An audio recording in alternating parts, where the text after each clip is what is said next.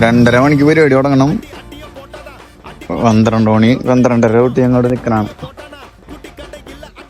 സമയം 2 മണിയായിട്ടാ. അരമണിക്കൂറുണ്ട് ഞങ്ങൾക്ക് programme start ചെയ്യാനായിട്ട്. ഗായ്സ് ഞങ്ങൾ ഹെൽപ്പ് ചെയ്യാനായിട്ട് കോളേജിൽ നിന്ന് പിള്ളേർ വന്നു.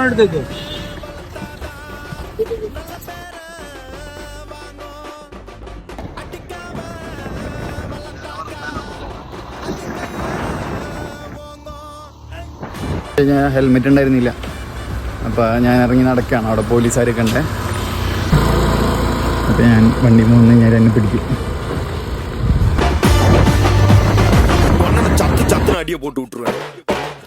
என்ன சண்டைக்கு கூட்டாவும் ஒன்ன பந்தயம்